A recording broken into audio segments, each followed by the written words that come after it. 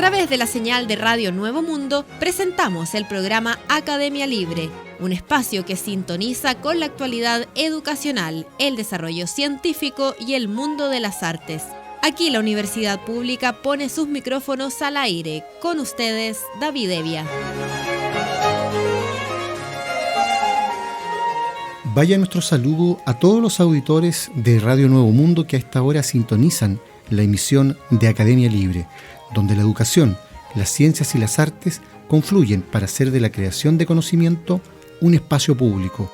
Conversamos a esta hora en Academia Libre sobre educación y lo hacemos para referirnos a una investigación efectuada por CIPER en torno a procesos de desnutrición en el marco de la escolaridad en el contexto actual. Señala este reportaje lo siguiente: la pieza es una mezcla de madera y albañilería, con una primera planta de 3 por 4 metros y un pequeño altillo. Se alinea junto a otros cuartos de materiales ligeros en el patio de una antigua fábrica reconvertida en cité, donde viven unas 15 familias. No tiene calefón ni nada que caliente el chorro de agua que sale del único baño. En ese espacio mínimo también convive un escritorio, una cocina vieja y una cocinilla de un quemador. J se abre camino desde la calle. Ella atraviesa varias piezas hogares que alguna vez fueron las oficinas de la fábrica, hasta llegar al patio y a la puerta de la pieza que ocupa con 4 de sus hijos. La mayor cumplió 21 y ya no vive con ellos. Afuera está su lavadora y el carro que usa para vender las bebidas Inca Kola, Skol y Fruna que guarda en el altillo, al que se llega por una escalera empinada casi en 90 grados. Por ahí trepan los 5 hijos y cada noche se acomodan en 2 colchones.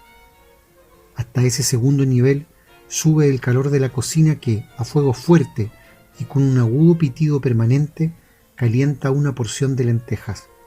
J se acomoda en una silla del altillo y cuenta que la primera comida para sus hijos, en las mañanas, es un pan y un vaso de leche. Después de unas horas, les prepara un caldo con huesos de vacuno que le venden por 1.000 pesos en una carnicería del barrio.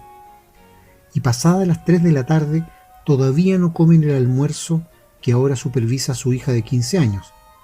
Este viernes toca acompañarlo con pollo, que compra por trutros.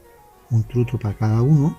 No, del trutro sacó 3 presas, responde sorprendida, y en su cara se esboza una sonrisa cerrada, sin mostrar los dientes. Mira al suelo y agrega, con el tono con que se comenta una obviedad, algo que todos saben en esos pocos metros cuadrados.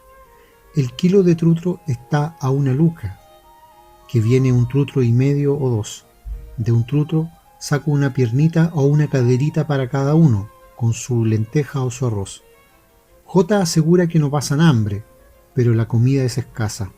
Las lentejas, tallarines y arroz, la base de sus alimentos diarios, vienen en las canastas que cada 15 días la Junta Nacional de Auxilio Escolar y Becas, JUNAEB, envía a sus hijos, al igual que a miles de estudiantes. Este mismo organismo difundió hace semanas su Mapa Nutricional 2020, que constató un aumento de 0,8 puntos porcentuales en la prevalencia de la desnutrición en la población escolar, llegando al 2,6% de una muestra de más de 736.000 alumnos de prekinder, kinder, primero básico, quinto básico y primero medio. El estudio reveló una realidad incómoda y poco conocida por el resto del país. En 2020, más de 19.000 estudiantes de todo Chile mostraron señales de desnutrición, es decir, en los que su índice de masa corporal para la edad, IMC, está 2 puntos o más por debajo de lo considerado normal. En el informe del año anterior, la prevalencia de la desnutrición había marcado 1,8%, correspondiente a 16.901 casos de una muestra de 920.404 escolares. En cualquier caso, el principal problema detectado por el Mapa Nutricional 2020 fue el aumento de la obesidad y sobrepeso, que alcanzó al 64% de los escolares de quinto año básico. Los expertos especulan que esto último se debe a que las cuarentenas han agravado el sedentarismo y provocado, por las mayores dificultades para abastecerse, una selección de alimentos para la canasta familiar de fácil acceso, pero poco saludables. El incremento del indicador de desnutrición escolar fue calificado por los expertos como marginal, pero de todas formas preocupante si es que el alza se ratifica en futuras mediciones, algo que puede pasar en medio de la crisis económica originada por la pandemia. La JUNAEB informó a CIPER que la prevalencia de la desnutrición en sus estudios de años anteriores, desde 2009 a la fecha, había fluctuado entre 1,7 y 2,2%. El alza detectada ahora, aunque leve, fue encarada como una voz de alerta por los especialistas del Instituto de Nutrición y Tecnología de los Alimentos, INTA, de la Universidad de Chile. Y así lo dijo en entrevista con el diario La Tercera el director del INTA, Francisco Pérez Bravo. Están apareciendo focos de desnutrición en grupos vulnerables y teníamos erradicado ese problema, advirtió. En conversación con CIPER, Pérez Bravo indicó que a partir del mapa nutricional 2020 de la JUNAEB llama mucho la atención la obesidad porque se ha tornado incontrolable, pero aparece este pequeño detalle cuando uno compara 2019 versus 2020, de un leve ascenso de la desnutrición, y uno podría eventualmente achacar este aumento a la crisis social y a la pandemia. Por ahí están las respuestas. En un comunicado enviado a CIPER, la JUNAEB confirmó que es urgente detectar las causas de este leve incremento y agregó que puede deberse, entre otros factores, a malas mediciones también, a desnutriciones secundarias por otra parte, como enfermedades hormonales u otras, más allá de la falta de comida, que requieren atención médica especializada y en alguna medida a la falta de alimentos. Respecto de eventuales problemas en la medición, la JUNAEB agregó: típicamente estos datos son capturados por personal de la escuela entrenado en una metodología estándar de medición, pero en el año 2020 la medición de peso y talla fue realizada mayoritariamente en el hogar de los estudiantes con los medios disponibles y apoyados por instrucciones de nuestro equipo. Dado lo anterior, será necesario confirmar lo observado el año pasado una vez que podamos volver a medir peso y talla en la escuela. CIPER recorrió colegios atendidos por la JUNAEB, públicos y particulares subvencionados, de la región metropolitana, en los que aumentaron los alumnos con desnutrición según los datos desagregados del mapa nutricional 2020. Los nombres de las escuelas y de los entrevistados se mantienen bajo reserva para resguardar la identidad de los menores. Ahí conversamos con profesores y directivos, señala la nota de CIPER, además de madres que están atravesando condiciones económicas paupérrimas, quienes confirmaron que la crisis socioeconómica ha obligado a los padres a repartir las raciones JUNAEB, supuestamente destinadas únicamente al estudiante, entre todo el grupo familiar. El comentario de los apoderados era de agradecimiento. Lo tomaban como un beneficio para el grupo familiar, no para el estudiante. Por lo tanto, supimos que las raciones se iban a dividir entre las familias completas y que no iban a llegar solo al niño o a la niña, cuenta la directora de un colegio de la zona norte de Santiago, que describe el momento en que los padres llegaron por primera vez a retirar los alimentos. Todos los docentes entrevistados por CIPER dijeron que supieron de inmediato que un gran número de canastas JUNAEB serían usadas por familias completas apenas comenzaron a repartirlas. J dice que trata de arreglárselas con las cajas de la JUNAEB, con la ayuda de una fundación que atiende a uno de sus hijos que es discapacitado y con la que recibe de su municipalidad. Cuando le llega la canasta, dice, igual le reparte a su quinta hija, que no vive con ella, sino que con su pareja y el hijo de ambos. Le comparto, porque ella no recibe nada todavía, excepto las cajas que Piñera estaba dando a todo el mundo. Apenas iniciada la pandemia, la JUNAEB realizó una modificación de contrato con sus proveedores del programa de alimentación escolar PAE. Al suspenderse las clases presenciales, las raciones dejaron de ser preparadas en las cocinas de las escuelas y servidas en sus comedores. Los alimentos para desayunos y almuerzos pasaron a ser empaquetados en una caja que cada 15 días se entrega a los apoderados. La canasta normalmente trae arroz, avena, algún tipo de legumbre, huevos, atún, frutas y verduras, entre otras cosas. Los profesores que conversaron con CIPER cuentan que el PAE siempre ha atendido a menos niños de los que califican en sus escuelas para recibir el beneficio, porque la JUNAEB limita su aporte al número de alumnos que pueden ser alimentados según la capacidad de la cocina, bodega y casino de cada colegio. Así, se seleccionan, por ejemplo, familias con ingresos esporádicos o golpeadas por el desempleo. Pero con la actual crisis, son muchos los hogares que requieren con urgencia la caja JUNAEB. La encargada de repartir canastas en un colegio de la zona sur de la capital relató que tiene cientos de apoderados que quedaron fuera del beneficio, y ella solo puede reasignar los alimentos cuando los padres no van a buscarlos. El mes pasado pude reasignar solo una canasta, comenta. Ante la demanda creciente, solicitó más raciones. Una funcionaria de la JUNAEB le respondió que evaluarían su solicitud, pero que estas decisiones se analizaban en la Dirección Nacional, encabezada por Jaime Toá Lavanderos. Aún espera la respuesta.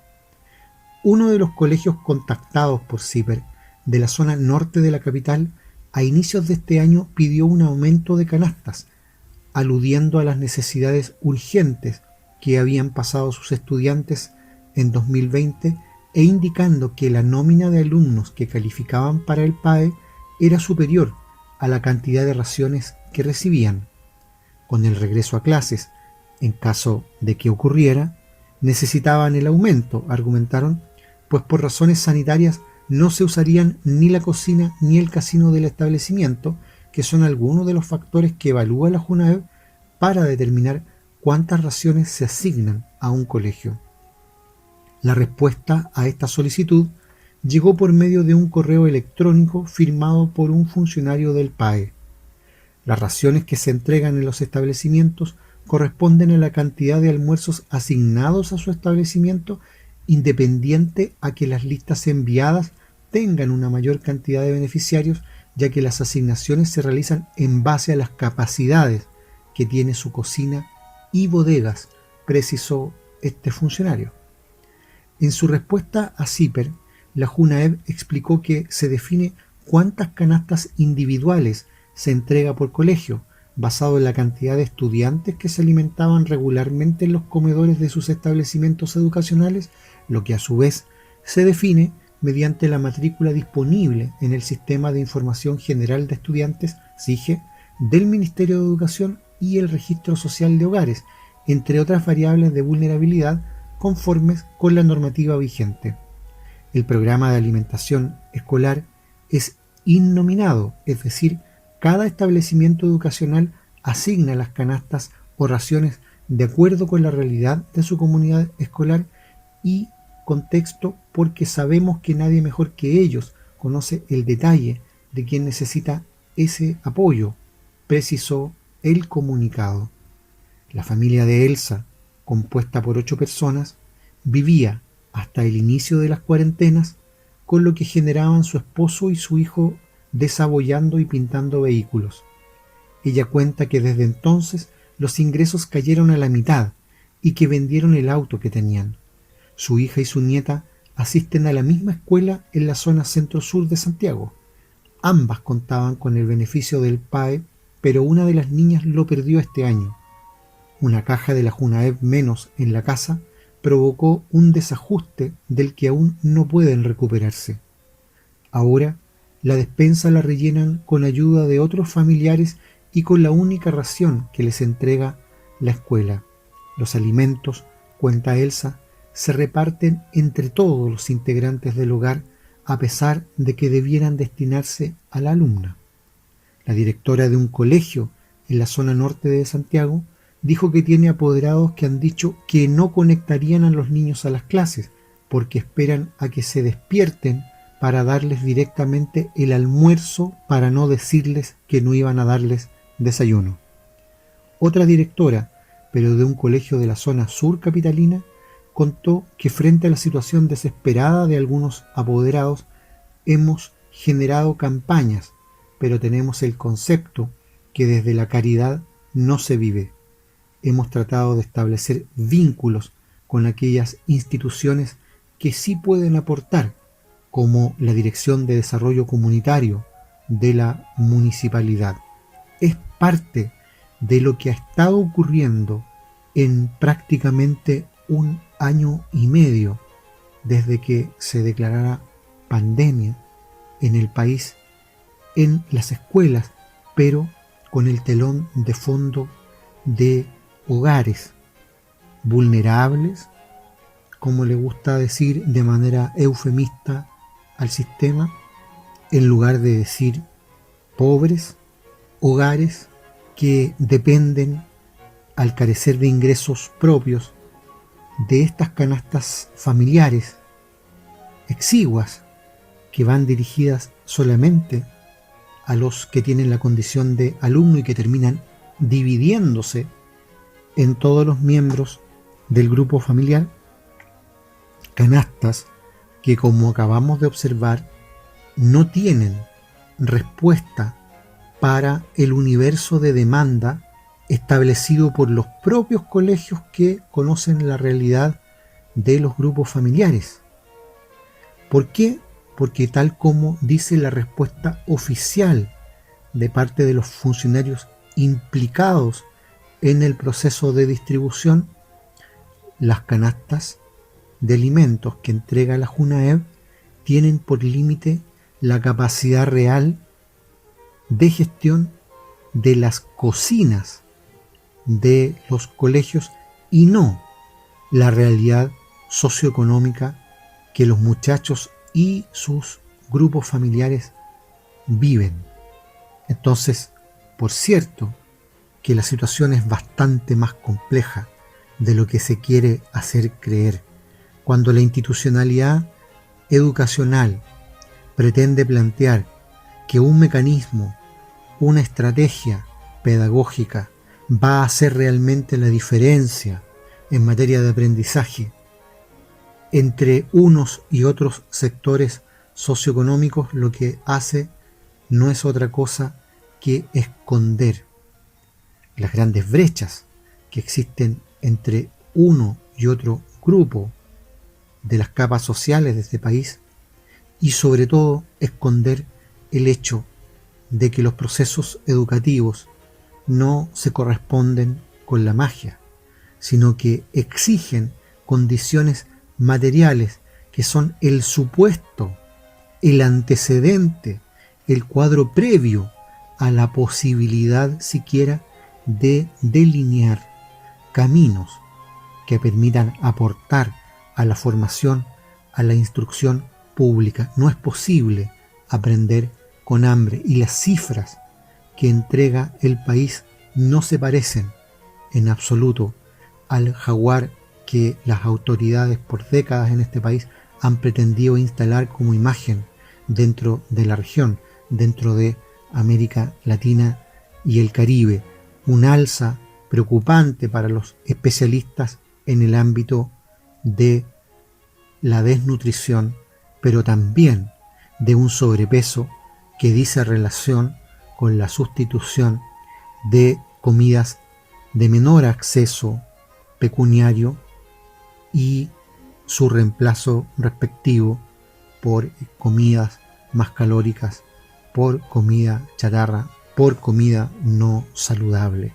Es un tema absolutamente central que desnuda la realidad social del país simplemente desde la mirada puntual que puede establecerse bajo pandemia a partir de las escuelas del territorio nacional.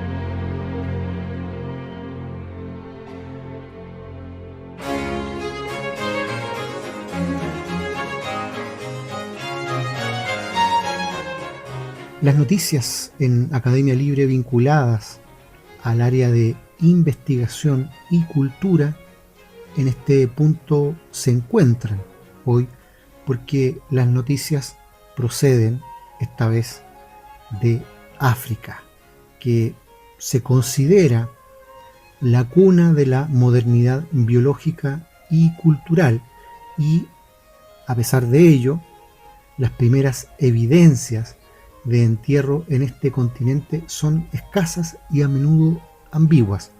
El origen y desarrollo de las prácticas mortuorias en África sigue siendo un misterio, y precisamente aquí es donde ha tenido lugar un hallazgo fundamental en este plano. Un nuevo estudio, que es portada de la revista Nature, aporta nuevos datos sobre cómo las poblaciones de la Edad de Piedra Media interactuaban con los muertos. Los científicos del Centro Nacional de Investigación sobre la Evolución Humana, el Instituto Max Planck para la Ciencia de la Historia Humana y los Museos Nacionales de Kenia detallan así el enterramiento humano más antiguo de África de un niño de unos 3 años de edad, sepultado en la entrada de la cueva de Panga Ya Saidi, en Kenia, hace 78.000 años y que pertenecía a nuestra especie. Desde que comenzaron las excavaciones en 2010, este yacimiento ha sido un enclave fundamental para investigar el origen de nuestra especie. En cuanto visitamos Panga Ya Saidi por primera vez, supimos que era especial, afirma Nicole Boivin, investigadora principal del proyecto y directora del Departamento de Arqueología del Instituto Max Planck para la Ciencia de la Historia Humana. El yacimiento es verdaderamente único. Las sucesivas temporadas de excavación en Panga Ya Saidi lo sitúan como un yacimiento clave en la costa del este de África, con un registro extraordinario de 78.000 años de actividades culturales, tecnológicas y simbólicas, continúa planteando la investigadora. En el año 2013 se encontraron los primeros fragmentos de hueso, pero no sería hasta la excavación del año 2017 cuando la cavidad en la que se hallaba el cuerpo quedó completamente expuesta. Se trataba de una abertura circular situada a unos 3 metros por debajo del suelo actual de la cueva, rellena de sedimento y una acumulación de huesos frágiles y muy degradados. Dada su delicadeza, el bloque fue estabilizado y escayolado en el campo. En ese momento no estábamos seguros de qué habíamos encontrado.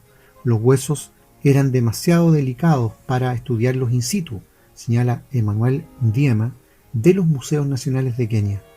Estábamos entusiasmados con el hallazgo, pero pasaría un tiempo antes de que comprendiéramos su importancia, añade. Una vez escayolado, el bloque fue transportado primero a Nairobi y luego a Burgos para su excavación y análisis especializado en los laboratorios de conservación y restauración, arqueometría, cartografía digital y análisis en 3 dimensiones, además de microscopía y microtomografía computarizada. 2 dientes visibles en la superficie durante la excavación inicial del laboratorio del bloque de sedimento llevaron a los investigadores a sospechar que los restos podrían ser humanos. El trabajo llevado a cabo por el grupo de antropología dental confirmó que los dientes pertenecían a un niño humano de 2,5 a 3 años de edad que más tarde fue apodado Mtoto, que significa niño en suajili.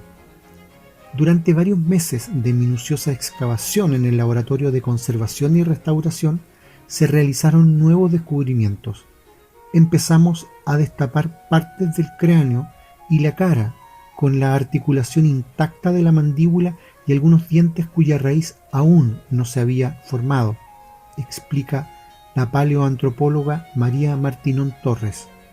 La articulación de la columna vertebral y las costillas también se conservaba e incluso se mantenía la curvatura de la caja torácica. Todo esto apuntaba a que se trataba de un enterramiento deliberado y que la descomposición del cuerpo había ocurrido en la misma cavidad en la que se habían hallado los huesos, dice la experta. El análisis microscópico de las osamentas y del suelo circundante confirmó que tras ser depositado en la cavidad, el cuerpo había sido cubierto con tierra rápidamente, protegiéndolo así del deterioro y la desarticulación. Mtoto se hallaba en posición flexionada, con las rodillas hacia el pecho, recostado sobre su lado derecho. La evidencia tafonómica apunta al uso de un sudario o mortaja o a un enterramiento en tierra densamente apretada. Aún más importante, como señala Martinón Torres, es que la posición y rotación de la cabeza sugiere la utilización de un soporte perecedero a modo de almohada, lo que indica que la comunidad pudo involucrarse en algún tipo de rito funerario. La datación por luminiscencia sitúa a Mtoto en 78.000 años de antigüedad, como señalábamos, por lo que representa el entierro humano más antiguo conocido en África hasta la fecha. Los entierros posteriores de la Edad de Piedra en África también incluyen a personas jóvenes, lo que sugiere un tratamiento especial de los cuerpos de los niños en este periodo de la prehistoria. Los restos humanos fueron encontrados en niveles arqueológicos con herramientas líticas pertenecientes a la Edad de Piedra Media africana, un tipo de tecnología que se había potencialmente relacionado con varias especies de homínidos. La asociación entre el enterramiento de este niño y las herramientas de la Edad de Piedra Media ha desempeñado un papel crucial a la hora de demostrar que el Homo sapiens fue, sin duda, el fabricante de esta industria, señala Diema. Aunque el descubrimiento de Panga Yasaidi representa la evidencia más antigua de un enterramiento intencional en África, las evidencias funerarias de neandertales y humanos modernos en Eurasia son más antiguas, se remontan a los 120.000 años e incluyen adultos y una proporción importante de niños y jóvenes. El motivo de la falta de entierros con cronologías equivalentes en África sigue siendo un misterio y podría reflejar diferencias en las prácticas mortuorias entre continentes o la necesidad de un trabajo de campo más exhaustivo en algunas regiones del continente africano. El entierro de Panga Yasaidi muestra que la inhumación de los muertos es una práctica cultural compartida por Homo sapiens y neandertales, señala Michael Petraglia. Este hallazgo plantea nuevos interrogantes sobre el origen y la evolución de la cultura de la muerte en dos especies humanas estrechamente relacionadas y en qué grado nuestro comportamiento y nuestras emociones eran diferentes. Concluye, es todo un acontecimiento, un hito, porque aquí cabe recordar algo que hemos señalado otras veces en Academia Libre, y es que hasta hace al menos una década, en general, el debate sobre la antigüedad de los seres humanos fechaba ese proceso de hominización en alrededor de 40.000 a 70.000 años. Y este tipo de enterramientos que conocemos ahora en África no solo refuerza la idea, con 78.000 años de antigüedad, de que efectivamente los seres humanos pueden alcanzar una data de hasta 200.000 años, sino que esos 78.000 años de antigüedad tienen la ventaja de aportar además una dimensión sobre las características de ritualización del proceso de inhumación. Es decir, aquí no se trata simplemente de que hayan encontrado de nuevo restos de entierros humanos muy antiguos, sino que esos entierros evidencian determinadas características que refuerzan la idea de la función simbólica absolutamente desarrollada en esos antiguos seres humanos. No es la única información que procede de esta órbita que nos permite conocer algo acerca del pasado humano, porque el explorador español Miguel Gutiérrez Garitano cree haber localizado en Pakistán 2 ciudades perdidas fundadas nada menos que por Alejandro Magno. Se trata de Alejandría Niquea y Alejandría Bucéfala. En esta última, además, ha encontrado el túmulo funerario que podría albergar los restos del legendario caballo del conquistador macedonio. Gutiérrez Garitano pasó los últimos 2 años estudiando la batalla de Hidaspes del siglo IV a.C., que enfrentó a Alejandro Magno y al rey indio Poros. A finales de abril, el experto viajó durante 8 días al escenario de la contienda con la idea de alumbrar un proyecto formativo sobre esta lucha para la Sociedad Geográfica La Exploradora, entidad vitoriana que él preside. En una de las zonas objeto de investigación, en la región de Punjab, la disposición de una pared de adobe llamó la atención de este escritor de viajes y licenciado en historia, que acudió a Google Earth para obtener una vista aérea del lugar. Su sorpresa fue mayúscula cuando descubrió que la pared que había despertado su curiosidad formaba parte de un gran círculo de dimensiones colosales. Este es un anillo de 130 metros de diámetro con corredor de entrada y paredes de 5 metros de altura, de la que sobresalen cerámicas de diversas épocas, piedras de molino y piedras talladas, entre otros objetos. Por la ubicación del enclave junto al río Jhelum, el antiguo río Hidaspes, Gutiérrez Garitano cree que este enorme recipiente funerario es parte de Alejandría Bucéfala. Esta sería la ciudad construida por Alejandro Magno en el lugar en que murió su caballo y en cuyo centro dispuso la tumba del equino. La ciudad perduró hasta el siglo IV después de Cristo, pero después su pista se perdió.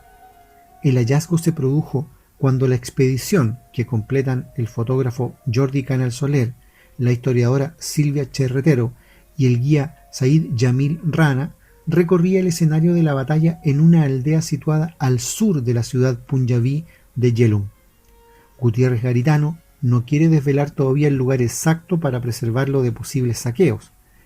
Hemos dado la información al gobierno pakistaní para que se encargue de protegerlo de la manera más eficaz. Además, estamos consultando el hallazgo con expertos, porque hasta que el lugar sea estudiado por arqueólogos, todo lo que podemos adelantar son hipótesis, apunta. La posible localización de Alejandría Bucéfala y de la tumba del legendario caballo no ha sido el único hallazgo de la expedición.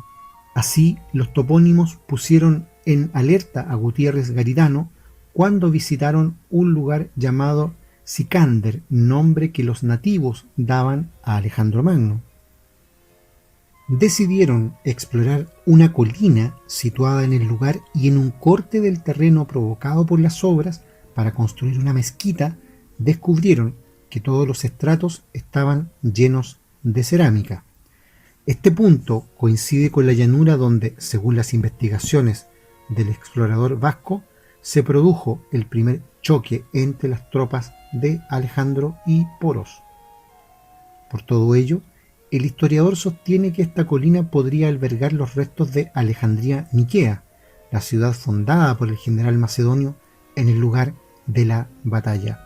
Estos descubrimientos han cambiado el sentido de la expedición, concebida en un inicio para dar charlas, escribir un libro sobre la batalla e incluso filmar un documental.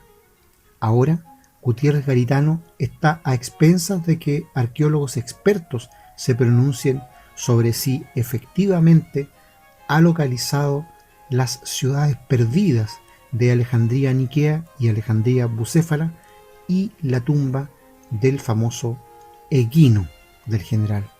podríamos haber resuelto un enigma de 2500 años. Aunque pienso que el túmulo, se trate o no de la tumba de Bucéfalo, es un yacimiento de extraordinario valor, remata el historiador vasco en esta noticia, que de confirmarse por los especialistas aportaría un antecedente sumamente valioso a la comprensión de la historia antigua, también de hechos concretos, si se comprueba además la existencia de estas localidades, aportaría datos preciosos sobre las costumbres de aquellos pueblos en esa época y asimismo, no está de más subrayarlo, implicaría nuevamente un ejercicio permanente entre quienes se dedican a la búsqueda de hechos fehacientes. Significaría escribir de nuevo los libros de historia.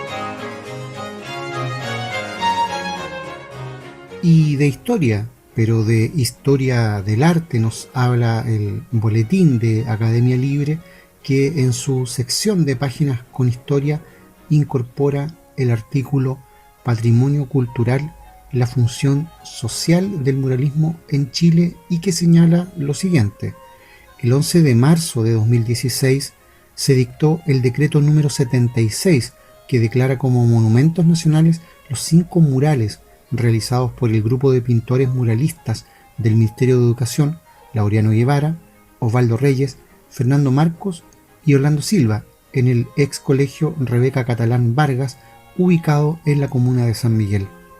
En el documento se reconoce que uno de los valores históricos de estas obras es el testimonio que dan de una intencionalidad por parte del Estado de integrar las artes plásticas y la actividad pedagógica, así como el de ser reflejo de una corriente que eclosionó en los años 30 con el objetivo de cruzar las fronteras de la pintura académica y del caballete. En 1935, Guevara, de regreso tras su estadía en Europa, dio inicio a un taller de pintura mural en la Escuela de Bellas Artes de la Universidad de Chile, el que no estuvo exento de críticas por parte de docentes y estudiantes que buscaban mantener un ejercicio pictórico más conservador. Dentro de sus archivos personales se encuentra el programa que bosquejó para este curso y en él define el mural como un arte que, comillas, complementa la arquitectura, siendo la condición del edificio, el espacio, la luz, la proporción y el estilo, un pie forzado para la creación. En paralelo a este sometimiento a la arquitectura, se impulsó la idea de un arte sujeto de igual forma a la realidad de los pueblos latinoamericanos. La Escuela Muralista de México fue un ejemplo de este ideal y desde 1922 a 1950 colaboró con el gobierno en los ámbitos de la educación y de la cultura. Precisamente en 1940, el reconocido muralista mexicano David Alfaro Siqueiros llegó a nuestro país, donde pintó, junto a Javier Guerrero, los murales Muerte al Invasor y México a Chile, ubicados en la biblioteca y en la entrada de la Escuela México de Chillán. En 2004, ambos murales fueron declarados como parte del Patrimonio Nacional a través del decreto número 331. Sin duda, la acción de Siqueiros influyó en la formación del grupo de muralistas chilenos que, en 1946, llegó al colegio que unos años antes había sido proyectado por el arquitecto José Aracena dentro del conjunto de edificaciones de la Ciudad del Niño. En el primer piso de este lugar, 2 frescos realizados por Guevara cubren las paredes opuestas de la recepción, representando a un hombre y a una mujer bajo el título de Exaltación de los Trabajadores. En el mismo piso se encuentra La Ronda, de Osvaldo Reyes, que muestra a un grupo de niñas disfrutando de este juego. En la segunda planta se halla Homenaje a Gabriela Mistral y a los Trabajadores del Salitre, de Fernando Marcos, del cual la pintora Eve Belange afirmó que resulta una hermosa sinfonía de línea y de color, en la que se loa la dura vida salitrera con sus poderosos varones, como sugestionados por la inmensidad. En el muro continuo se encuentra un segundo trabajo de Guevara, Fresia lanzando a su hijo a los pies de Caupolicán, y a la derecha de este, Los Trabajadores del Campo, de Orlando Silva. Esta fue la única infraestructura educativa que recibió a los pintores, ya que la sociedad constructora de establecimientos educacionales decidió suspender el proyecto por el alto costo que implicaba.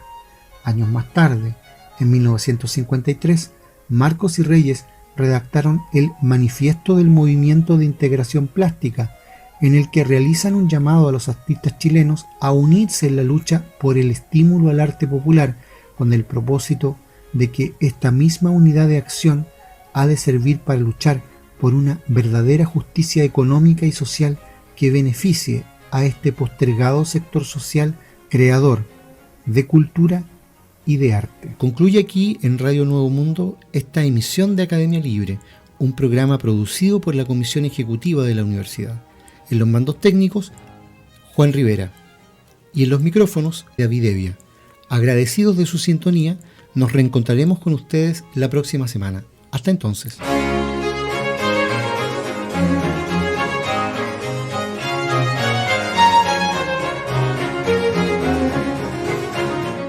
Concluye aquí este capítulo de Academia Libre, un programa que aporta miradas críticas a la construcción de la sociedad. Hasta una próxima oportunidad.